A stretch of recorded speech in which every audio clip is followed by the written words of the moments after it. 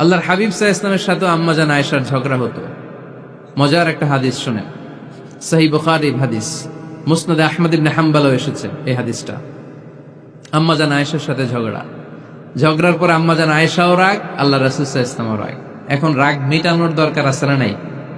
আল্লাহ রাসূল সাল্লাল্লাহু আলাইহি ওয়াসাল্লাম বললেন, আয়েশা চলো মিটমাট করে ফেলি। সুবহানাল্লাহ কইবেন না? চলো মিটমাট করি। তো কারে ডাকবো মিটমাটার জন্য? ওমর রে ডাকি। আম্মা জান আয়েশা বলে, না, ওমর গলিজ, ওমর খুব মেজাজ ওয়ালা, আমার ডর লাগে।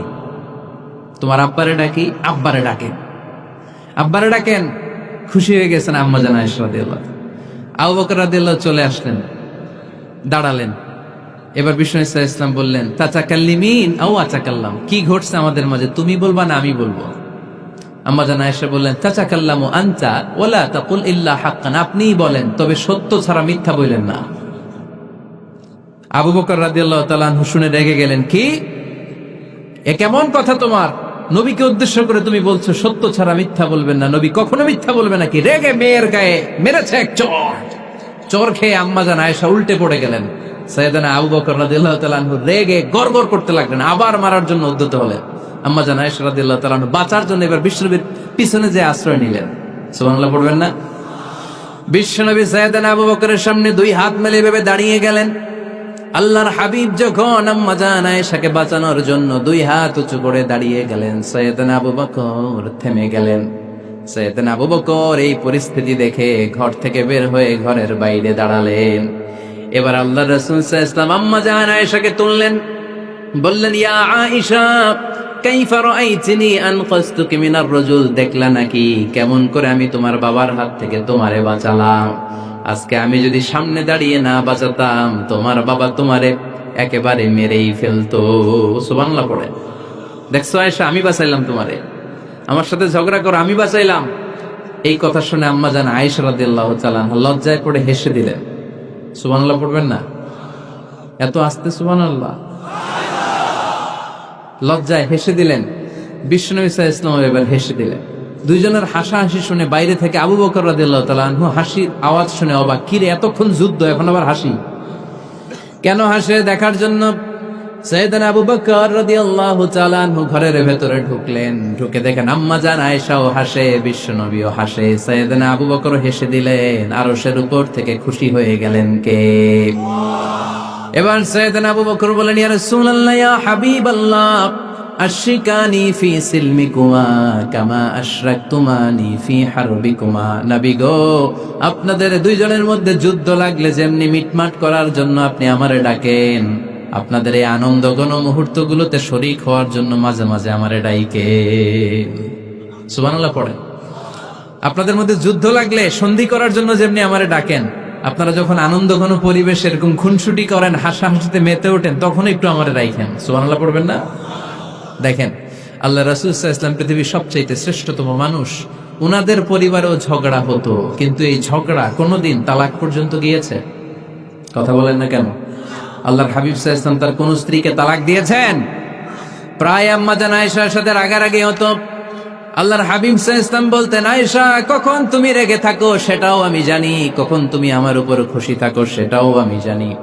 ইয়া আয়েশা, ইন্নী লা আ'লামু ইযা কুনতি আন্নী রাদিয়া ওয়া ইযা কুনতি আলাইয়া গাদবা। আয়েশা, কখন রেগে থাকো তাও বুঝি, কখন খুশি থাকো তাও বুঝি। আম্মা জান আয়েশা বললেন, ইয়া রাসূলুল্লাহ, কেমনে বোঝেন?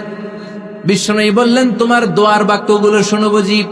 যখন তুমি আমার উপর খুশি থাকো তখন দোয়ার সময় তুমি এভাবে বলো, রব্বি মুহাম্মদ, ও মুহাম্মাদের রব, আপনি আমাদের সব গুনাহ মাফ করে দেন। আর যখন তুমি আমার উপর রেগে থাকো তখন তুমি মুনাজাতের সময় বলো, রব্বি ইব্রাহিম, ইব্রাহিমের রব, আপনি আমাদেরকে ক্ষমা করে দেন।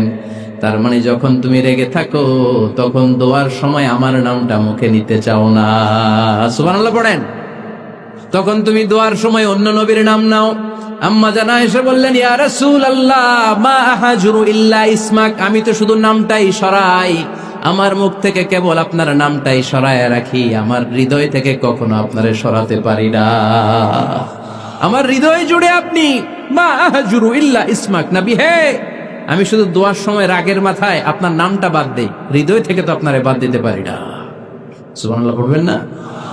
তার মানে নবীদের ফ্যামিলি তো ঝগড়া এগুলো হতো, কিন্তু এটা তালাক পর্যন্ত গড়াতো না, ঠিক কিনা? সহিহ মুসলিমে এসেছে, ইন্না ইবলিসা ইয়াদাউ আরশাহু আলাল মা। ইবলিস শয়তান তার সিংহাসন গেড়েছে সাগরের উপর। কোথায়? ইবলিসের সিংহাসন কোথায়? সাগরের উপর। সুম্মা ইয়াবআসু সারায়াহু, সে প্রতিদিন সকালবেলা তার সাঙ্গপাঙ্গরে গোটা পৃথিবীতে পাঠায়, যা পৃথিবীতে ফাসাদ সৃষ্টি কর, ফাসাদ সৃষ্টি কর। ইবলিস যখন সাঙ্গপাঙ্গদেরকে গোটা পৃথিবীতে ছড়িয়ে দেয়, সারাদিন ধোকা দেওয়ার পরে, ওয়াসওয়াসা দেওয়ার পরে, রাত্রিবেলা ইবলিসের কাছে ফিরে আসে, এসে বলে, ও ইবলিস, আমি আজকে আল্লাহর বান্দাদেরকে দিয়ে মিথ্যা কথা বলিয়েছি। ইবলিস বলে, এটা তো কোনো ব্যাপারই না, এগুলাই তো তোদের কাজ। আরেক শয়তান বলে, আমি ওজনে কম দিয়েছি একজনের মাধ্যমে বাজারে। ইবলিস বলে, এটাও তেমন বড় কোনো কাজ নয়। আরেকজন বলে, আমি সুদের ডিলিংস করিয়েছি। ইবলিস বলে, এটাও কোনো কাজ নয়। আরেক শয়তান বলে, আমি মদের আড্ডাখানায় নিয়ে মসজিদে যেতে নিয়েছিল, সেখান থেকে সরিয়ে মদের আড্ডাখানায় আল্লাহর বান্দাদেরকে নিয়েছি। ইবলিস বলে, এইটাও তেমন বড় কোনো কাজ নয়।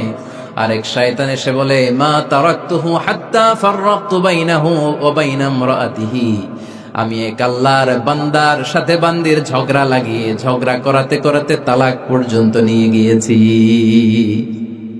মা তারাকতুহু হাত্তা ফাররাকতু বাইনাহু ওয়া বাইনা ইমরাআতিহি, আমি এক ইমানদার পরিবারকে ধ্বংসের শেষ প্রান্তে নিয়ে গিয়েছি। সামান্য ঝগড়ার পরে আমি ওয়াসওয়াসা দিতে দিতে ঝগড়া বাড়াতে বাড়াতে তালাক পর্যন্ত নিয়েছি। ইবলিস বলে, শাবাশ, তুই তো কাজের মতো কাজ করেছিস, আমার কাছে আয়, আমার কাঁধে ওঠ। ইবলিস তখন ওই শয়তানকে কাঁধে নিয়ে নাচতে শুরু করে। নাউজুবিল্লাহ পড়বেন না? এজন্য ইমানদারদের সংসার ভেঙে খান খান হোক, এটা হলে ইবলিস খুশি, আর ইমানদারের পরিবার টিকে থাকলে আমার আল্লাহ খুশি। আমরা কার খুশি চাই?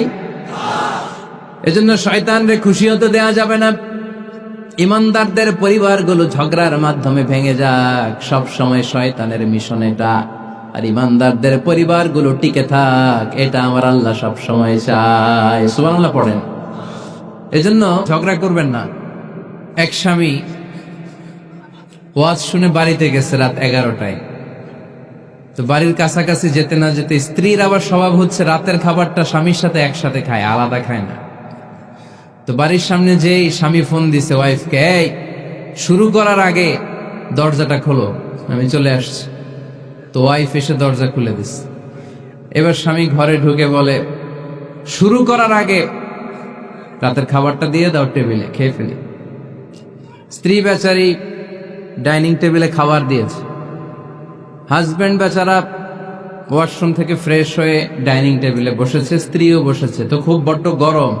হাজবেন্ড বলে, শুরু করার আগে ফ্যানটা ছাড়ো। এইবার তো স্ত্রী বেচারি রেগে মেগে আগুন, কি আসার পর থেকে শুরু করার আগে, শুরু করার আগে, কি শুরু করার আগে? হাজবেন্ড বলে, এই তো শুরু হয়ে গেল। মানে কি? ঝগড়া। মানে কি? ঝগড়া। প্রিয় ভাইয়েরা, ঝগড়া করবেন না। স্বামী রেগে গেলে স্ত্রী চুপ থাকবেন, স্ত্রী রেগে গেলে স্বামী চুপ থাকবেন। তাহলে এখন থেকে আমাদের এই স্লোগান নিতে হবে যে ঝগড়া করলেও আমরা ডিভোর্সের দিকে যাব না। পারা যাবে? আর একজন রেগে গেলে আরেকজনকে চুপ থাকতে হবে। ভাবি রেগে গেলে আপনি চুপ, পারবেন? পারবেন না?